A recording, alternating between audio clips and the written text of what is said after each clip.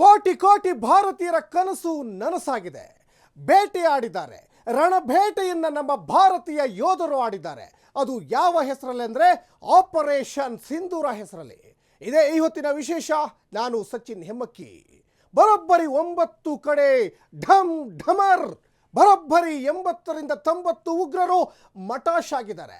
ನಾವು ಇಟ್ಟ ಬಾಣ ಯಾವತ್ತೂ ಕೂಡ ತಪ್ಪಲ್ಲ ಅನ್ಲಿಕ್ಕೆ ಪಾಕಿಸ್ತಾನಕ್ಕೆ ಗೊತ್ತಾಗೇ ಆಗ್ಬಿಟ್ಟಿದೆ. 9 ಕಡೆ ಢಮ್ ಢಮರ್, 100ಕ್ಕಿಂತ ಹೆಚ್ಚು ಉಗ್ರರು ಮಟಾಶ್ ಆಗಿದ್ದಾರೆ.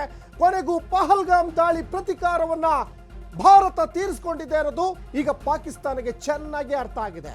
ಆಪರೇಷನ್ ಸಿಂಧೂರ ಹೆಸರಲ್ಲಿ ಭಾರತ ಸೇನೆ ರಣಬೇಟೆಯನ್ನ ಆಡ್ತು, ಕಾರ್ಯಾಚರಣೆಯನ್ನ ಮಾಡ್ತು. ಮಧ್ಯರಾತ್ರಿ 1:44 ಸುಮಾರಿಗೆ ಉಗ್ರರ ನೆಲೆಗಳ ಮೇಲೆ ಮಿಸೈಲ್ ಅಟ್ಯಾಕ್ ಆಗಿದೆ. ಮಿಸೈಲ್ ಅಟ್ಯಾಕ್ ಕೊಟ್ಲಿ, ಬಹಲ್ಪುರ, ಮುಜಾರಾಬಾದ್, ಇನ್ನು ಭಿಂಬಾರ್, ಭಾಗ್, ಸಿಯಾಲ್ಕೋಟ್, ಚೆಕ್ಹಮ್ ಪ್ರದೇಶದ ವಿವಿಧೆಡೆ ದಾಳಿಯನ್ನ ಮಾಡ್ತು. ಇವೆಲ್ಲವೂ ಕೂಡ ಪಾಕಿಸ್ತಾನದಲ್ಲಿ ಉಗ್ರರು ನೆಲೆಯಾಗಿದ್ದಂತಹ ಒಂದು ಅಡಗು ತಾಣಗಳಾಗಿತ್ತು.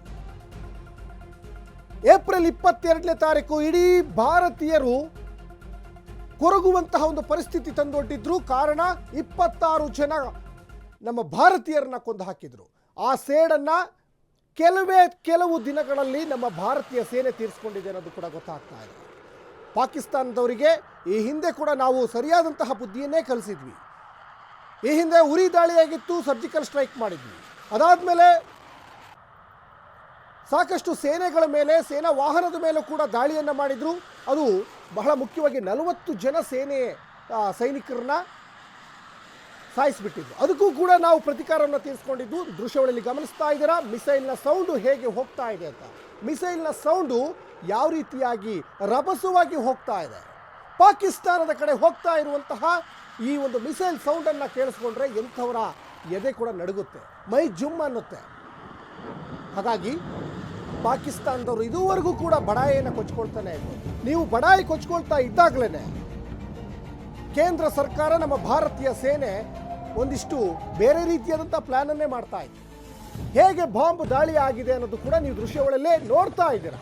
ಬಾಂಬ್ ದಾಳಿ ಆಗಿರುವಂಥದ್ದು ಪಾಕಿಸ್ತಾನದ ಉಗ್ರರ ನೆಲೆಗಳ ಮೇಲೆ ಯಾವ ರೀತಿಯಾಗಿ ನಮ್ಮ ಭಾರತೀಯ ಸೇನೆ ಮಿಸೈಲ್ ದಾಳಿಯನ್ನು ಮಾಡಿದೆ ಅಂತ.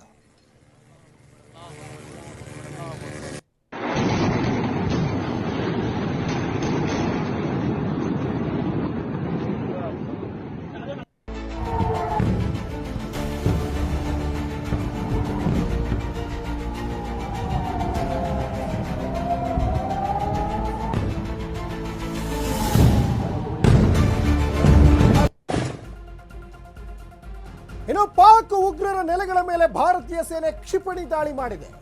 ಕ್ಷಿಪಣಿ ದಾಳಿ, ರಫೇಲ್ ಯುದ್ಧ ವಿಮಾನವನ್ನು ಬಳಸಿ ಭದ್ರತಾ ಪಡೆ ದಾಳಿ ನಡೆಸಿದೆ ಅನ್ನೋದು ಕೂಡ ಗೊತ್ತಾಗ್ತಾ ಇದೆ. ಇದು ಮಿಡ್ ನೈಟ್ ಆಪರೇಷನ್. ಪಾಕ್ ಆಕ್ರಮಿತ ಕಾಶ್ಮೀರದ ಉಗ್ರರ ನೆಲೆಗಳು ಈಗ ಸಂಪೂರ್ಣ ಉಡಿಸಾಗಿದ್ದಾವೆ. ಭಾರತದ ಭೂಸೇನೆ, ವಾಯುಸೇನೆ, ನೌಕಾಸೇನೆ ಜಂಟಿಯಾಗಿ ಕಾರ್ಯಾಚರಣೆ ಮಾಡ್ತು. ನಮ್ಮ ನೆಲದಿಂದಲೇ ಪಾಕ್ ಉಗ್ರರ ನೆಲೆಗಳ ಮೇಲೆ ಭಾರತದ ದಾಳಿ. ಪಾಕ್ ಗಡಿ ಪ್ರವೇಶಿಸದೆ ನಮ್ಮ ಗಡಿಯಿಂದಲೇ ದಾಳಿಯನ್ನ ಭಾರತ ನಡೆಸಿದೆ. ಆ ತಾಕತ್ತು ಪಾಕಿಸ್ತಾನದವರಿಗಿಲ್ಲ. ಪಾಕ್ ಉಗ್ರರ ನೆಲೆಗಳ ಮೇಲೆ ಭಾರತೀಯ ಸೇನೆ ಕ್ಷಿಪಣಿ ದಾಳಿಯನ್ನು ಮಾಡ್ತಲ್ಲ, ಇದು ನಮ್ಮ ನೆಲದಿಂದಲೇ ಪಾಕಿಸ್ತಾನಕ್ಕೆ ಬಿಟ್ಟಂತಹ ಕ್ಷಿಪಣಿ ದಾಳಿ. ರಫೇಲ್ ಯುದ್ಧ ವಿಮಾನಗಳನ್ನು ಬಳಸಿಕೊಂಡು ಪಾಕ್ ಆಕ್ರಮಿತ ಕಾಶ್ಮೀರದ ಉಗ್ರರ ನೆಲೆಗಳು ಈಗ ಸಂಪೂರ್ಣವಾಗಿ ಉಡಿಸಾಗಿದ್ದಾವೆ. ಇದರಲ್ಲಿ ಭೂಸೇನೆ, ವಾಯುಸೇನೆ, ನೌಕಾಸೇನೆ ಜಂಟಿ ಕಾರ್ಯಾಚರಣೆಯನ್ನ ಮಾಡ್ತು.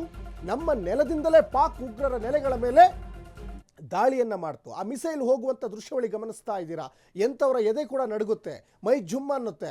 ಇನ್ನು ಪಾಕಿಸ್ತಾನಕ್ಕೆ ಹೋಗ್ತಾ ಇರೋ ಈ ಮಿಸೈಲ್ ಆ ಭಾಗದ ಜನಗಳಿಗೆ, ಆ ಭಾಗದ ನಾಗರಿಕರಿಗೆ, ಅದಕ್ಕಿಂತಲೂ ಮುಖ್ಯವಾಗಿ ಉಗ್ರರನ್ನೇ ಗುರಿಯಾಗಿಸಿಕೊಂಡು ಹೋಗ್ತಾ ಇರುವಂಥ ಮಿಸೈಲ್ ಹೇಗಾಗಿರ್ಬೇಡ ಅವರ ಎದೆಯಲ್ಲಿ. ರಣಹೇಡಿಗಳು ಇವರು. ರಣಹೇಡಿಗಳಿಗೆ ತಕ್ಕ ಪಾಠವನ್ನು ನಮ್ಮ ಭಾರತೀಯ ಸೇನೆ ಇವತ್ತು ತೀರಿಸಿದೆ. 26 ಜನರ ನರಮೇಧವನ್ನು ಮಾಡಿದ್ರಲ್ಲ ಈ ದುಷ್ಟ ಉಗ್ರರು. ಇವತ್ತು ಭಾರತೀಯರು ಪ್ರತಿಯೊಬ್ಬರು ಕೂಡ ಸಂಭ್ರಮಾಚರಣೆಯನ್ನು ಪಡ್ತಾ ಇದ್ದಾರೆ. ಪಟಾಕಿ ಸಿಡಿಸಿ ಸಂಭ್ರಮಾಚರಣೆಯನ್ನು ಪಡ್ತಾ ಇದ್ದಾರೆ.